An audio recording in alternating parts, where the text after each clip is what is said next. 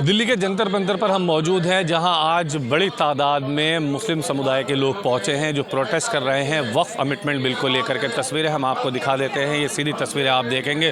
Protest against वक्फ amendment bill, जो वक्फ bill सरकार लेकर के आ रही है, उस बिल के ख़िलाफ़ आज हज़ारों लाखों की तादाद में मुस्लिम समुदाय के लोग जंतर मंतर पर पहुँच गए हैं। ये लोग कह रहे हैं कि सरकार की तरफ से जो बिल लेकर के आया जा रहा है वो पूरी तरह से मस्जिद, खानका, दरगाह और कब्रिस्तान के ख़िलाफ़ है। सरकार ज़मीन हथियाने की कोशिश कर रही है और इसीलिए अब ये लोग मजबूर होकर के धरने प्रदर्शन पर उतारू हो चुके हैं। इस पर जो तस्वीरें आप देख रहे हैं ये सीधी दिल्ली के जंतर मंतर से देख रहे हैं, जहाँ पर सैकड़ों की तादाद में जो मुस्लिम समुदाय के लोग हैं वो पहुँचे हैं और इस बिल का विरोध किया जा रहा है। कहाँ से आए हैं आप लोग?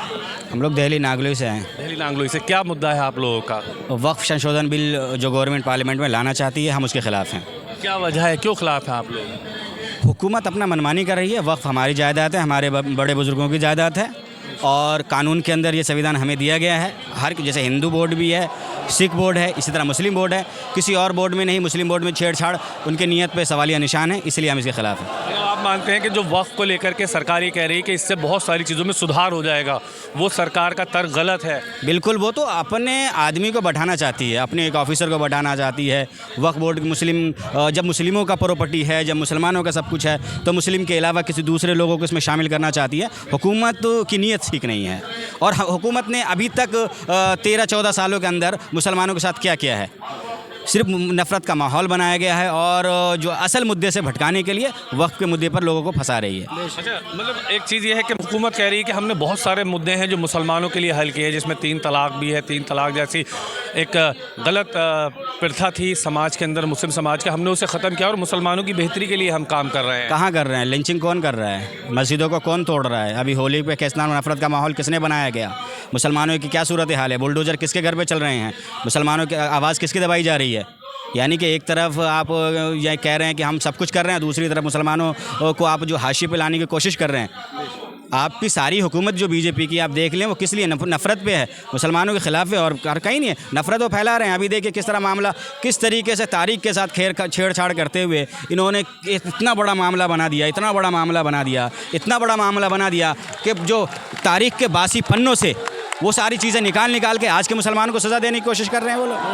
यानी कि जो औरंगज़ेब को लेकर के बातचीत चल रही है, आपको लग रहा है कि आज के मुसलमानों की सज़ा है वो? सिर्फ उस पर नहीं, बहुत सारे लोग चीज़ों पर, बहुत सारे मुद्दों पर हुकूमत के पे जो है सवालिया निशान खड़ी होती हैं। हुकूमत ने सही नहीं किया है। ये तो मोदी जी अलग दिखने के लिए कुछ और हैं, करने के लिए कुछ और है। कहावत है ना, हाथी के दांत खाने का कुछ और है, दिखाने का कुछ और। तो ये सूरत हाल है इनकी। लेकिन बीजेपी या केंद्र सरकार कहती है सबका साथ, सबका विकास और सबका विश्वास। कहाँ से सबका साथ, सबका विकास है? अगर ऐसा होता तो वक्फ तो मुसलमानों का है ना, मुसलमानों से पूछे बगैर वो जो सारे मामले कर दें क्या?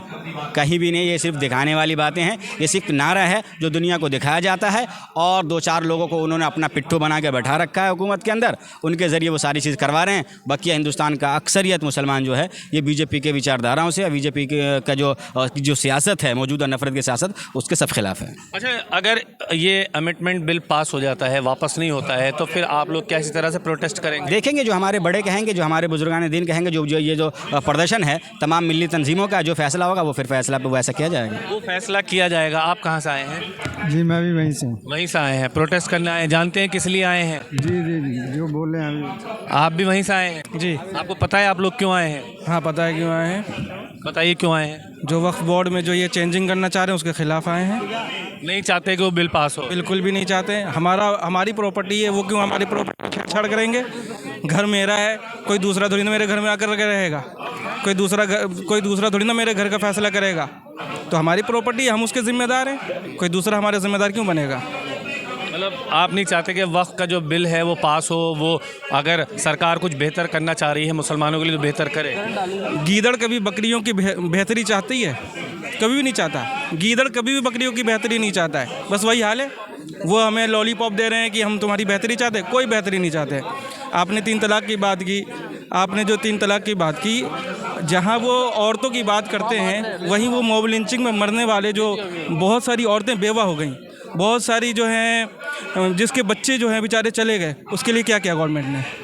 उनके लिए भी तो वो भी तो औरतें थी, उनके लिए कुछ करते। तो ये सिर्फ कहने वाली बातें हैं बस, और कुछ नहीं। ये जो आज भीड़ आप देख रहे हैं, बड़ी तादाद में, लाखों की तादाद में जो लोग आज जंतर मंतर पहुंचे हैं, वो सरकार को ये बताने आए हैं कि हम वक्फ अमिटमेंट के ख़िलाफ़ हैं। अगर वक्फ अमिटमेंट इसी तरह से रहा तो हम सरकार का इसी तरह से विरोध करेंगे और सरकार के किसी भी सरकार को किसी भी सूरत हाल ये बिल पेश नहीं या पास होने नहीं देंगे। वीडियो जर्नलिस्ट साजिद के साथ ताबिश कमाल, दिल्ली।